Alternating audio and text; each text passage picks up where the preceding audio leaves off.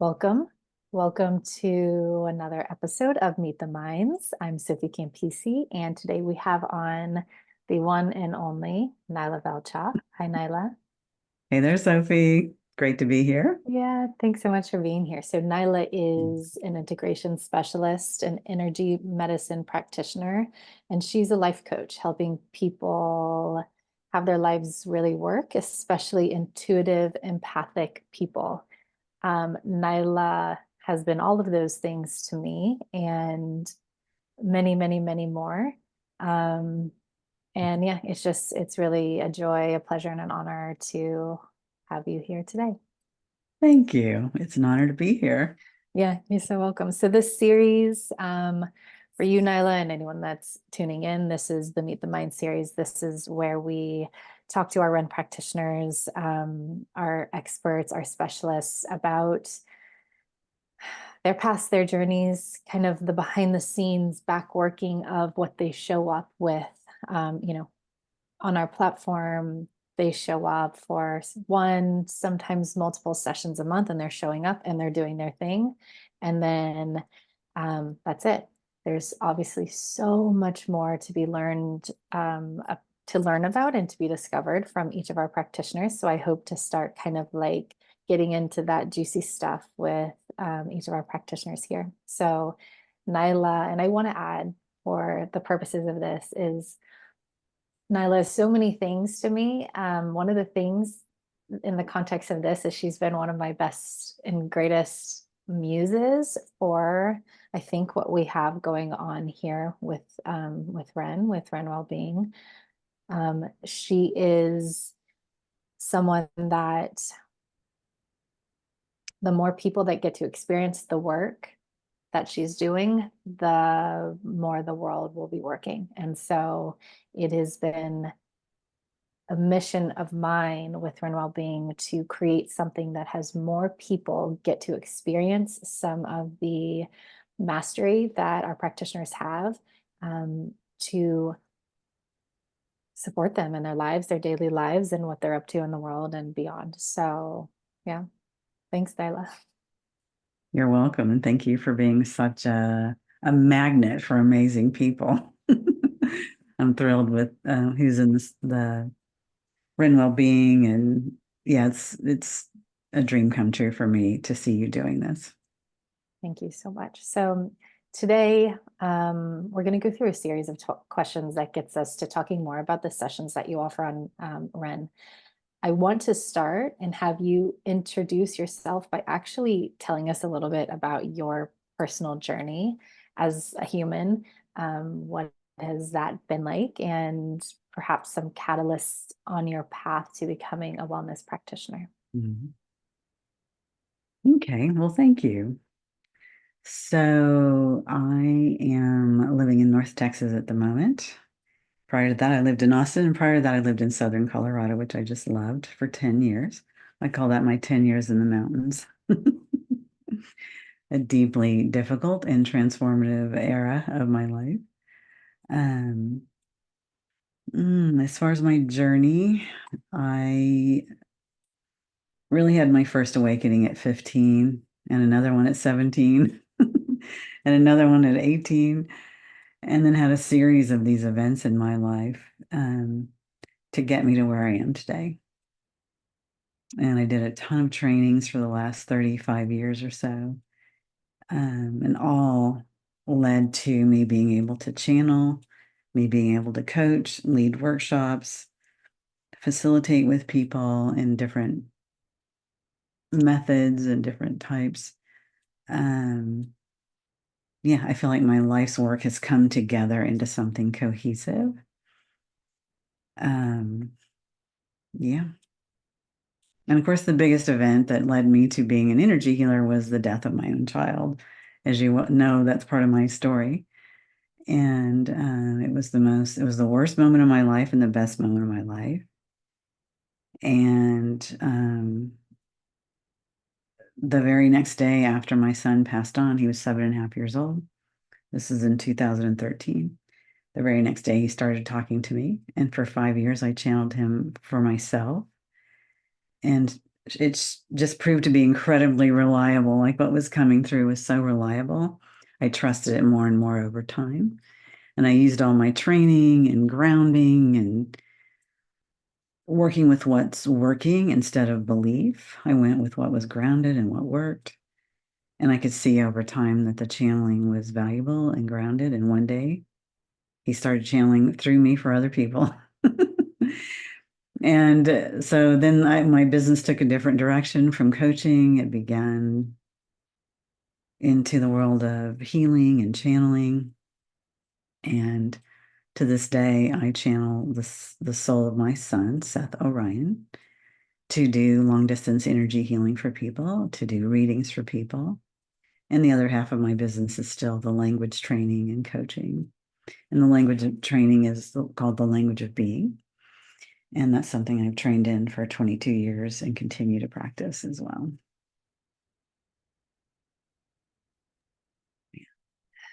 Thanks so much. Let's keep going off the energy healing. So you offer 2 sessions. Currently, you offer 2 sessions on REN. One is an energy healing session for stillness. The other is called Conversations with the Golden Mushroom Capsule. Let's first start with energy healing, since you kind of were leading that way. Can you tell us about more about that session? What's it like, from your perspective? What might people expect from it? And also, what are some of the benefits that they might expect from adding this as a tool to their wellness toolkit? So the energy healing session that I do with Ren Wellbeing originally it came from an idea of wanting to reproduce a technique of stillness for people. Stillness being a letting go of tension, a deep relaxation process. And I had learned it in a more physical modality a while back, but I saw that it could be done through energy work.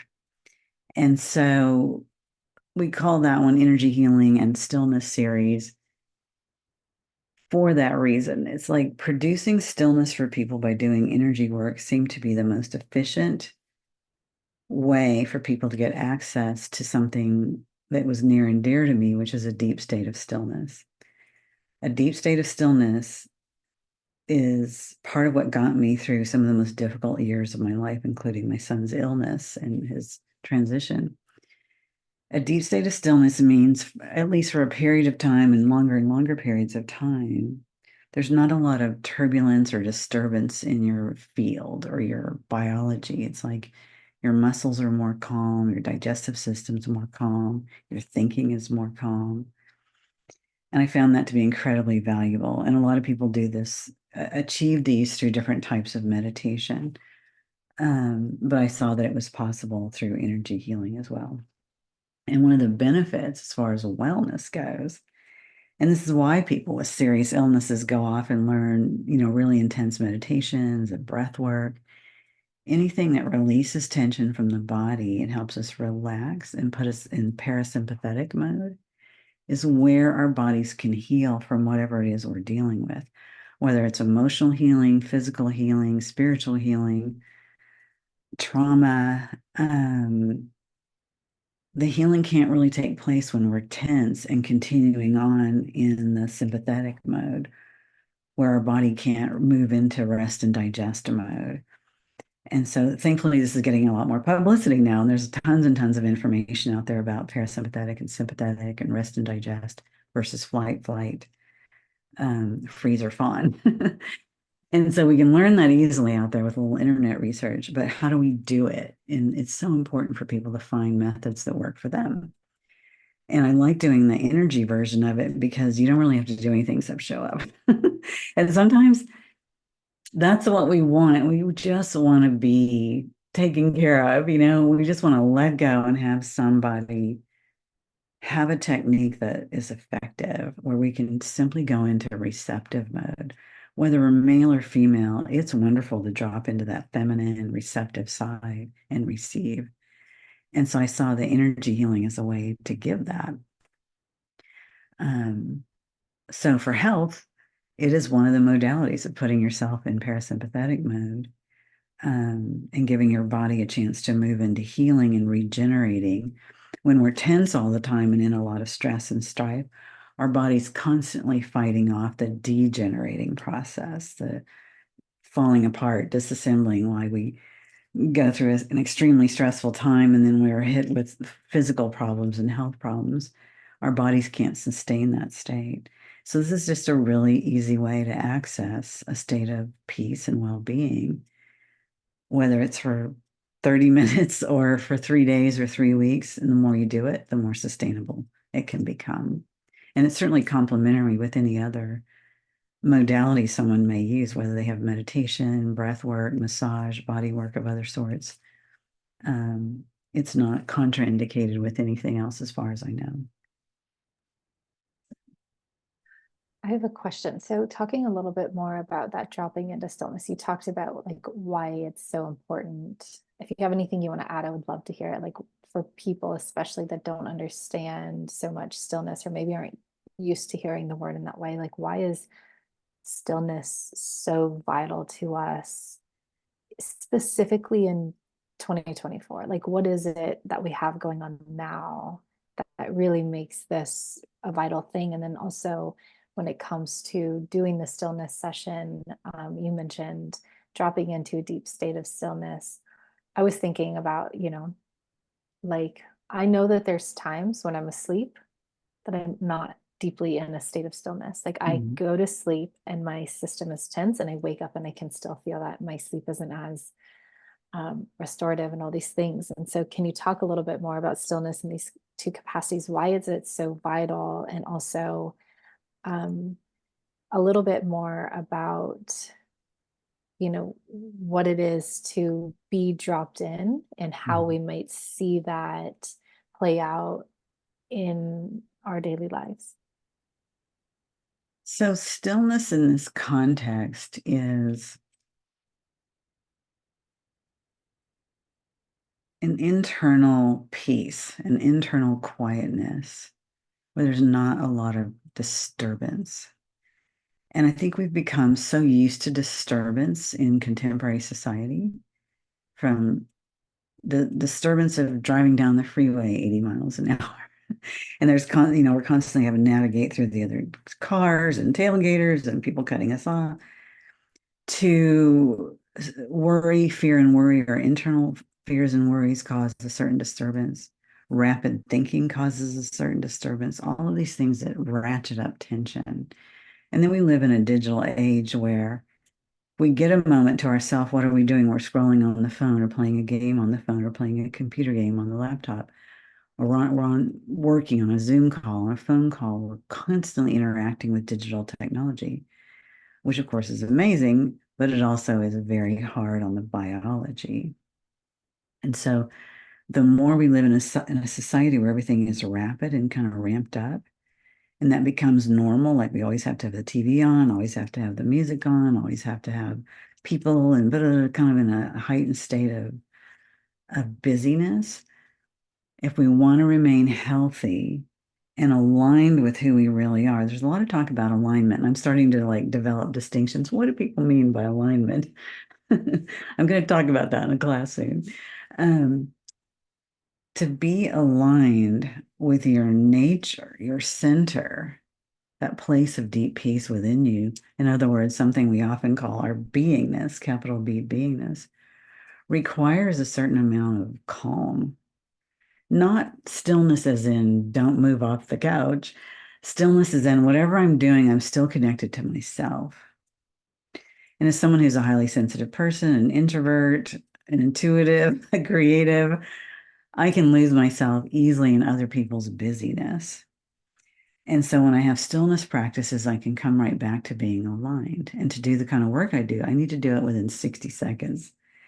I need to be able in 60 seconds transition. My husband works from home a lot as well.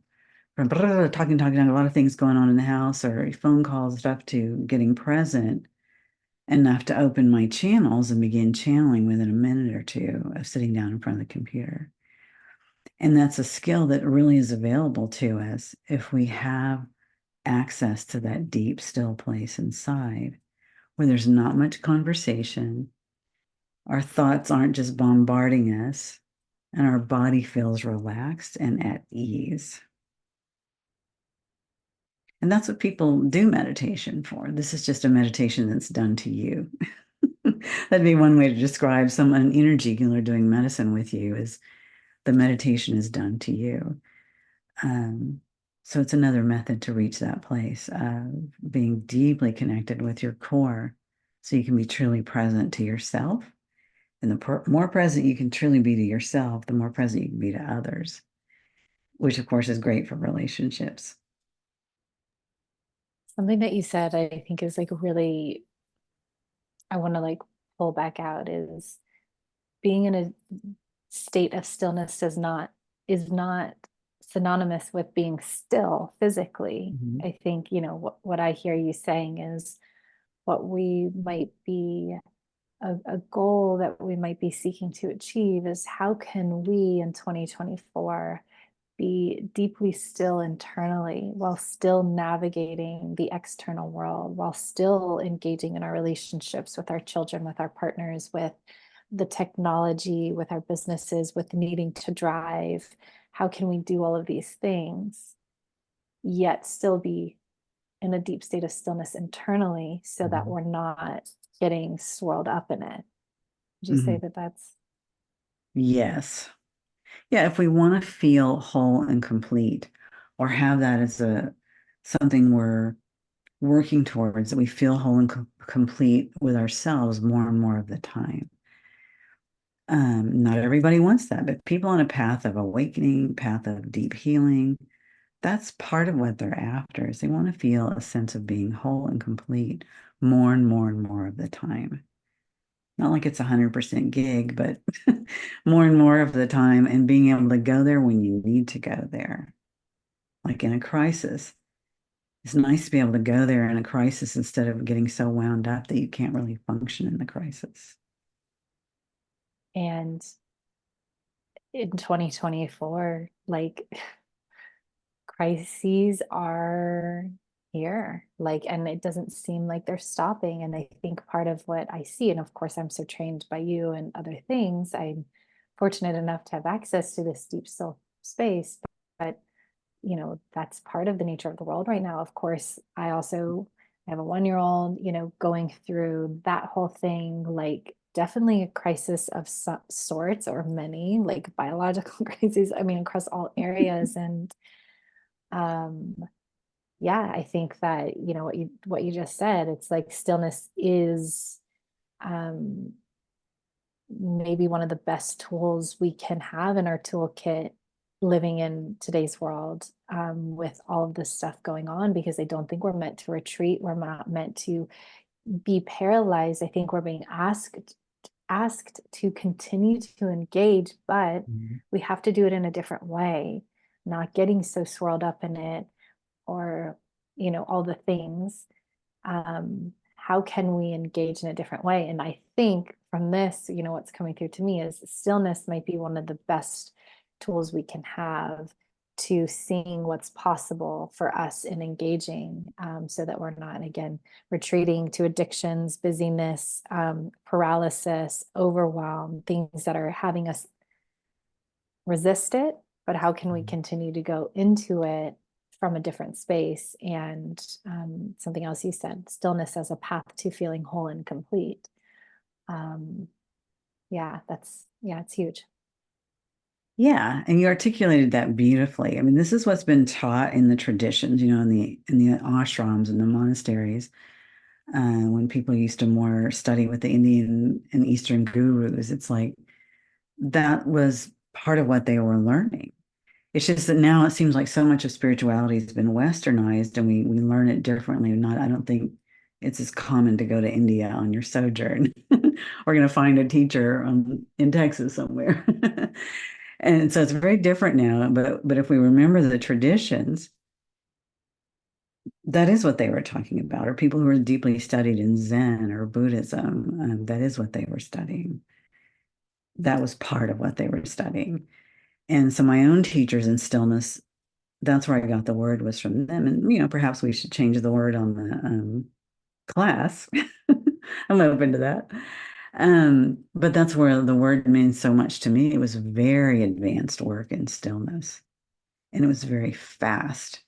And I don't do that work anymore or reproduce it. But for me, it was profound and fast. And I am bringing that energy into these stillness classes, and being able to live more and more in that place allows you to do what I think the traditional meditation teachers and gurus said, which is to be so centered in yourself that life out there is like watching a movie. Only you can engage with it, but not lose yourself in the movie. And that's what's required to stay in being and to enter into mastery over time, is to be able to, again, as a percentage, more and more time being able to stay centered and have life happening out there, engage with life happening out there without losing your core center. And for someone like me who's very soft-bounded and a very emotional person, that's been a lifelong learning, a difficult path. But more and more and more, that is how my life runs. And certainly 11 years ago, that's how I got through 6 months in a pediatric ICU, was being able to stay centered. And I would even reach out to my own stillness teacher to help me maintain that space there in a busy urban hospital, and with all the fear around my own child being so sick. And so in times of crisis, I am living proof that it can work for long periods of time. And then sometimes I don't do it very well. Still on my learning journey here. Okay, so for everyone listening, check out this session with Nila. Let it meditate you, experience what it's like to drop into a deep state of stillness by showing up, laying down, relaxing. Take that time for yourself, and then also get exponential benefits from it. And maybe some of you tuning in know what that space is, and you're like, oh yeah, I want more of that. Maybe someone doesn't know, and if you don't know, this could be a great avenue to trying it and seeing what it feels like. Because something that I've learned through time about willpower, what has us show up to do something, so in this case, show up for ourselves to feel better, feel more whole, complete, calm, at peace. Sometimes it can be really hard for people, us as humans, to have the willpower to do the thing if we don't know what it feels like to get to that space. It can seem so foreign to us. We don't even know how to take some action to get there. So if someone that's tuning into this, if you can relate to that, I think that this stillness session with Nila would be a really great one to try, because she's masterful at dropping people into these states of stillness. So that's stillness. Any last things, Nyla, before we shift on to talk about the GMC? I think that's all for the stillness. Thank you. Yeah. Okay. So let's shift now. The other session that you host on Ren is called Conversations with the Golden Mushroom Council. Um, you want to start? You want to tell us a little bit about it and give us some context? Yeah, tell us some. Sure. That's a really funny one. I laugh when people talk about it. I laugh when I talk about it. And thankfully, the GMC, that's their acronym, I think is the word. Anyway, those are they call themselves the GMC, or the Golden Mushroom Council. And when they came to me, they even joked about it. They said, like the pickup truck GMC. I'm like, okay, they're funny.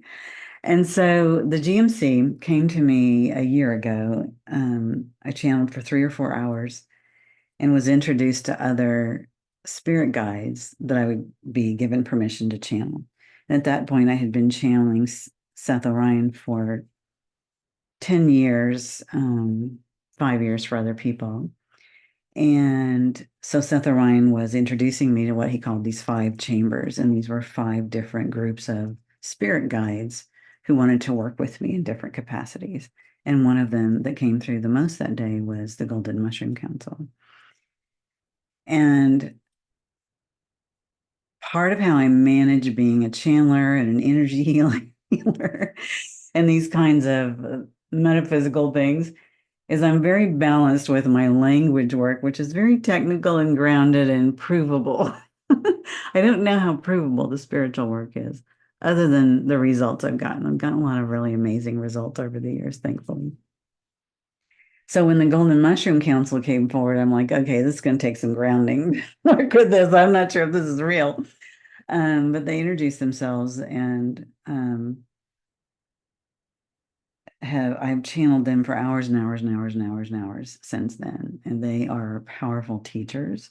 They also do healing work like Seth Orion does. So sometimes when I'm channeling the Golden Mushroom Council, it is a bit of energy work. I would say more often than not, when in a class setting, they're much more likely to do readings for people, like telling people, like a soul reading, like who are you and why are you here and what's up for you at this stage of your life and what is the world waiting for from you and what is part of your journey here, like what's your message in the world. They love to talk about things like that. So when I channel them in like a workshop in front of a group, they'll give a group message and then they'll channel to each person individually. Over my Zoom calls, those are a little less intense. They don't necessarily do everyone individually, although I suspect they will in time. Right now, they more give messages and they want to give people information and wisdom about how to navigate these times in life, what's going on globally, universally, energetically in the world. They like to share their wisdom on how people who are tuned in and interested in the bigger picture and interested in the spirit world and um, interested in the happenings in the world, like how can they put that somewhere? How can they have some language to deal with what's happening in the world and come more into a sense of safety in the world, that they're here for a reason and that their lives have meaning and purpose. And it's no accident that they're here at this time when things look so difficult on a global scale. And so I find them reassuring and I find them very loving, but very different from Seth. Seth Orion's energy is very sweet and loving. And the Golden Mushroom Council is, I'd have to say, snarky and loving, if that can go together, but somehow it does. It's never snarky mean, but they're able to tell me pretty much anything they want to say about me and what I need to be working with myself in a way that's funny and loving and never feels mean or cruel or but they do like to tell it like it is. So they have a really different what I call an energetic signature. And that's how I've learned to distinguish um, which of the groups I'm working with. They come forward visually differently, but then they have a different energetic feel to them. And so I always know when it's Seth Orion talking or the Golden Mushroom Council talking. The other groups aren't as talkative. They're much more energetic, but the GMC is quite chatty. It's strange, I know. It isn't. I've had my own experience with GMC, but that's for another time. I want to talk about benefits, but by doing that, I do want to share personally a little bit of my experience and your sessions with the GMC. I had someone recently ask me, well, that session, it's a spiritual session, right? I was like, what is it for me? Is something that you said. For me, it really touches on domain of world. Mhm.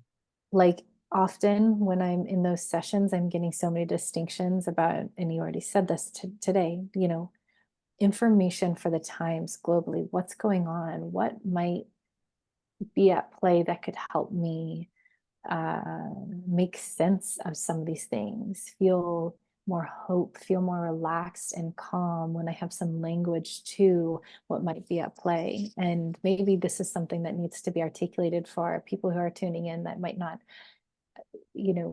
have distinctions for why distinctions, or you mentioned, they'll put language to things. Why is that so important? to have language or distinctions for something. I can give mine unless you want to, you can take it, or I can give my take on it for me, what it's like. Yeah, I'd love to hear what your take is.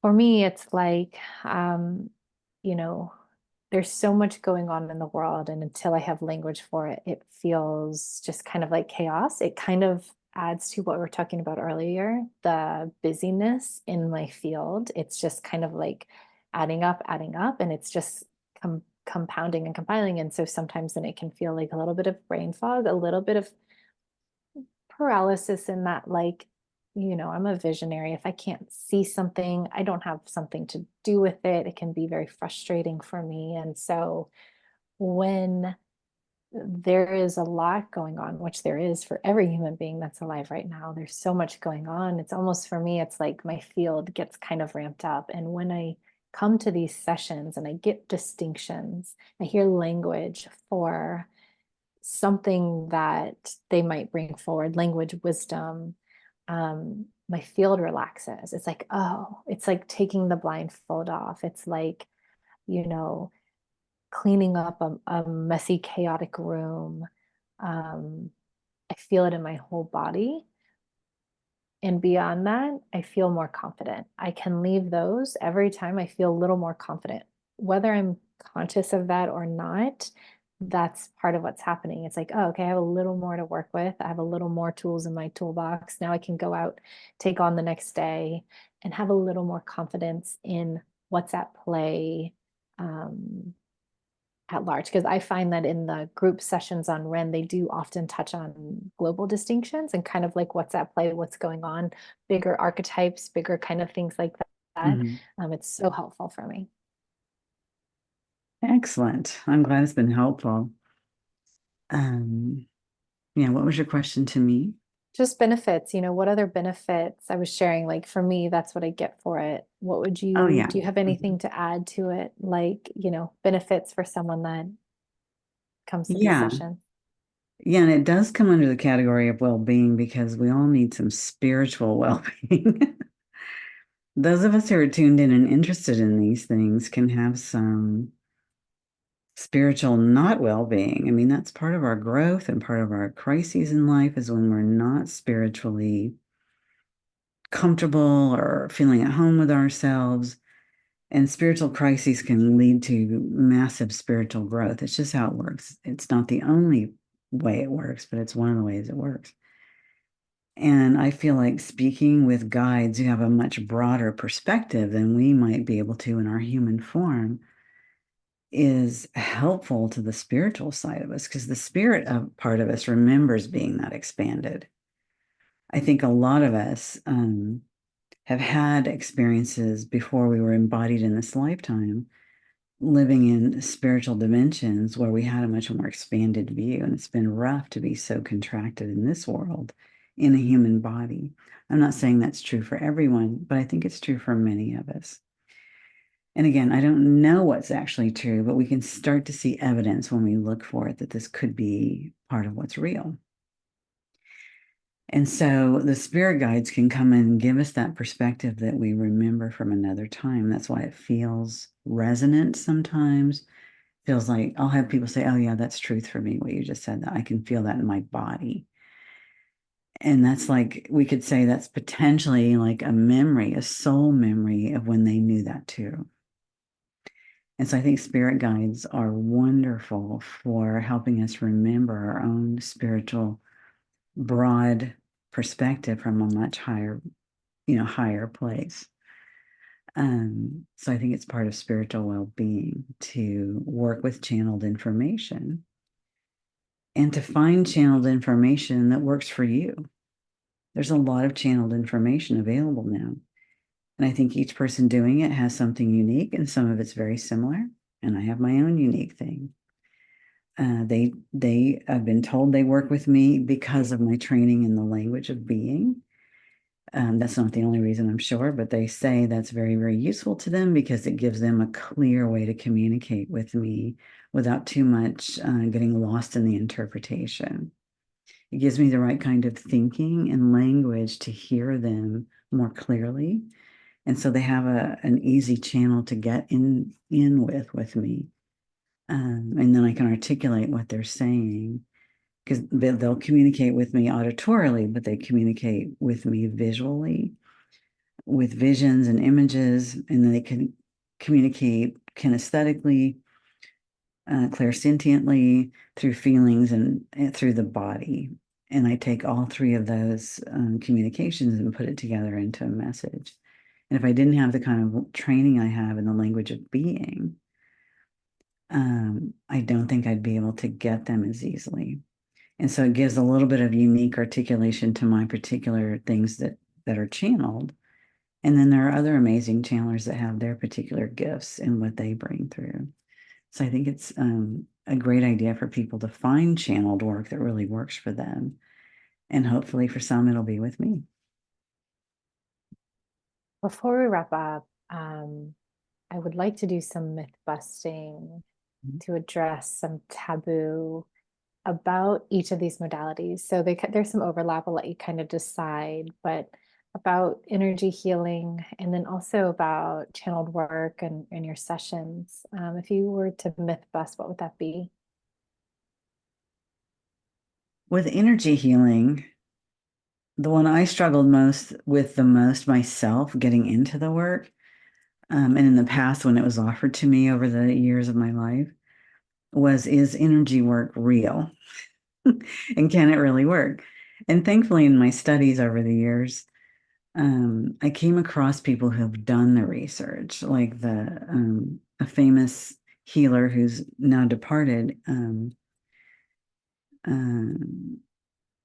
Her last name is Barbara Ann Brennan, and she has a school in Florida, and it's set up like a college or a university, actually. So they have a 4-year program, and then they have a 2-year master's program beyond that. And they've done decades of research since the 1980s to prove their work. And they're still one of the most renowned healing schools in the world. And it's very difficult to complete their 4-year certification and then their 2-year master's certification. I have not attended that school, but I know about it and I've read quite a bit of her work. And this is how I know that there's been a lot of research proving how and why it works. And now I've also read some books by some doctors who are also energetic healers, but they're MDs and they have a significant background, obviously, in biology. And they talk about biofield healing. And they also are starting to bring out why energetic healing works. And so I think that's one myth that energy healing is just woo-woo BS. Isn't actually true. I'm sure there is a lot of that out there. But it can be remarkably effective for certain things and for certain people. And I've come to see that for myself. It can be transformative. Yep. And what about channeling? With channeling, I had to deal with some of the same things in myself. That channeling was something I didn't like. People gave me channeled books when I was much younger. I typically didn't understand them or want to read them. But now I understand that I was not meant to read them because I needed to channel Seth Orion without having much influence from other channeled work. So when I began channeling Seth for other people, he literally said to me, don't do other channeled work for 2 years. But David can read some of the stuff and then tell you that your channeling is along those lines. And that's exactly what happened. David would read the stuff. He's like, oh my God, this sounds like you, only yours is a little more concise. And then when I started reading stuff like that 2 years later, it was like listening to myself channeling. It was very grounding and exciting, including with reading shaman books. After I'd been doing energy healing for a while, I picked up a shaman book I'd had for 15 years and never read. And there it was. All these things that Seth Orion was guiding me to do were in that book. I was like, oh, okay, grounding. This is really happening. So it was exciting. So that's the biggest myth, is that it's not real and it doesn't work, whether it's channeling or energy healing. I think there's a lot to have. It's important to have some skill because there's so much channeling out there. There is a lot to sort through. It's not all authentic. The most important measuring stick for people is it useful? Is it effective? Is it helpful? Same thing with energy work. That's my yardstick. I don't know if I even believe in it. I don't worry about whether or not it's true. I don't worry whether or not I believe in it. My concern is it effective and helpful? And if it is, I'll keep doing it. If it's not, I won't do it. I'll find something else to do. And so with the channeling so far, it's been very helpful for people. It's been very effective for people. It's been very effective for me in my own life. And so I continue to do it for now. Yeah. Amazing. Thank you so much, Nyla. Thank you for being here. Thank you for being part of Ren. If you haven't tried a session with Nyla, check our calendar and she's on there. You will not be disappointed. And yeah, she's one of the best out there. So thank you, Thank Nyla. you. Thank you, Yeah, Sophie. you're welcome. Okay, talk to you soon.